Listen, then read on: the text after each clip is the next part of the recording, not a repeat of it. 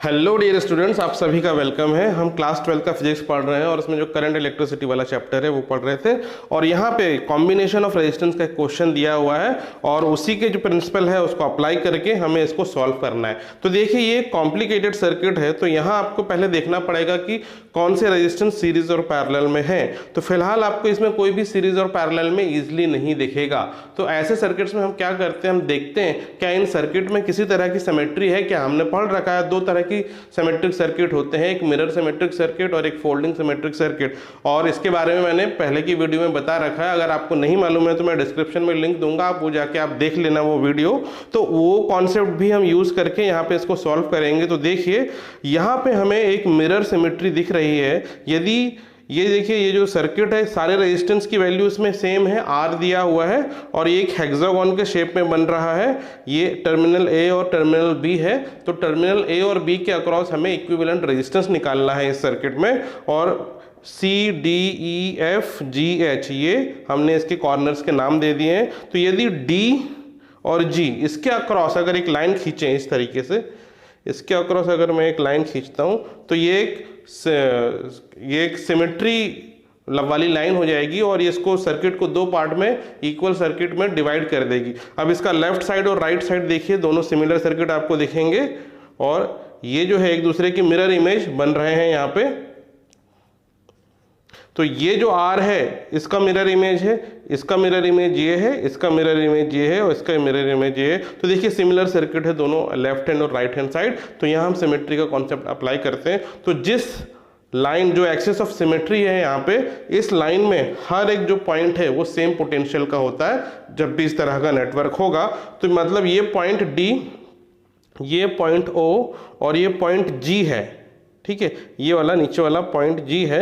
ये तीनों पॉइंट का जो पोटेंशियल है वो इस केस में इक्वल है। यदि इनका पोटेंशियल इक्वल है इन तीनों पॉइंट का, तो इन जो वायर्स हैं, ये वाले बीच वाले वायर, इसमें कोई करंट फ्लो नहीं होगा। और मतलब यहाँ पे अगर कोई करंट फ्लो नहीं होगा तो ये वाले रेजिस्टेंस को सर्किट से हटा देंगे तो इस सर्किट में कोई फर्क नहीं पड़ेगा। तो ये बीच वाले रेजिस्टेंस को हम यहाँ से हटा रहे हैं और ये वाले रेजिस्टेंस को भी यहाँ से हम हटा सकते हैं। बिकॉज ऑफ सिमेट्री इसमें से करंट फ्लो नहीं होगा और सर्किट आपको अब इस तरीके से दिखेगा। तो देखिए, अब यहाँ पे हम आगे सॉल्व करेंगे। अब देखिए, अब क्या करें, C और H इन दोनों पॉइंट्स के बीच में कोई भी रेजिस्टेंस नहीं है। तो इसका मतलब है C और H सेम पोटेंशियल में। और कितना पोटेंशियल होगा, जितना ये A का पोटेंशियल है। A, C और H एक्चुअली एक ही पॉइंट है। तो हम क्या करते हैं, C और H को ऐसे जोड़ देते हैं। सेम पोटेंशियल वाले जो टर्मिनल है हम उसको जोड़ सकते हैं क्योंकि उनका पोटेंशियल सेम होता है। वैसे ही E और F, इधर देखिए, इनके बीच में कोई पोटेंशियल नहीं है। तो E और F को हम दोनों को जोड़ देते हैं। तो जब हम इसको ऐसा करेंगे तो देखिए, यही सर्किट किस तरीके से हो जाएगा। तो हम यहाँ पे एक और नया सर्किट बनाएंगे। तो देखिए, अब यहाँ पे ये सर्किट इस तरीके से हो जाएगा। आपको समझ में आ रहा है। अब C और H, ये दोनों पॉइंट को अगर हमने जोड़ दिया तो सर्किट थोड़ा सा हमने ट्विस्ट कर दिया। तो ये जो R और ये R है, ये थोड़ा सा कर्व शेप में ऐसे तरीके से आ जाएंगे। तो ये देखिए, ये R और ये R कर्व शेप में आ गए। वैसे E और F को आपने जोड़ दिया, E और F को आपने ऐसे अगर जोड़ेंगे तो ये वाला रेजिस्टेंस थोड़ा सा कर्व शेप में आ जाएगा, ये भी थोड़ा सा कर्व हो जाएगा नीचे से। तो ये दो कर्व हमने ऐसा बना दिया। फिर उसके बाद C से जो D वाला रेजिस्टेंस है, ये R, C से D, ये है C से D। अब ये जो पॉइंट है C और H एक साथ हो गया यहाँ पे, तो ये C से D हो गया। और E से D देखिए, ये वाला पॉइंट, तो E से D ये वाला पॉइंट है क्योंकि आपने इसको जोड़ दिया। तो ये पॉइंट अब क्या हो गया, ये पॉइंट E भी है, ये पॉइंट F भी है। और वैसे ही H से G, R है तो ये है H पॉइंट, H से ये G है। तो ये जो पॉइंट C और H को हमने कंप्रेस कराया तो ये जो C पॉइंट भी है और ये H पॉइंट है, दोनों कंप्रेस हो गए। और ये EF यहाँ हम लिख लेते हैं, ये E है और ये F है। तो ये E भी है, F भी है। तो F से G के बीच जो रेजिस्टेंस है R, ये F से G के बीच वही रेजिस्टेंस है R। तो अब इसका हमने इस तरीके से इसको बना लिया। अब देखिए, इससे हुआ क्या, ये जो रेजिस्टेंस R है और ये R, ये पैरेलल दिख रहे हैं अब आपको क्योंकि दोनों H, A और O के बीच में है। वैसे ये रेजिस्टेंस और ये रेजिस्टेंस पैरेलल है, तो इनका हम इक्विवेलेंट बना लेंगे। तो इनका इक्विवेलेंट कितना होगा, R और R का पैरेलल में इक्विवेलेंट होता है R/2। तो हम क्या करें, ये दोनों रेजिस्टेंस को हम यहाँ से हटा देते हैं। अब इनको हटा के केवल इनके बीच में एक ही रेजिस्टेंस हम बना सकते हैं। तो यहाँ से यहाँ एक वायर हम बना देंगे और इसमें एक ही रेजिस्टेंस होगा जिसकी वैल्यू होगी R/2। समझ में आ रहा है आपको?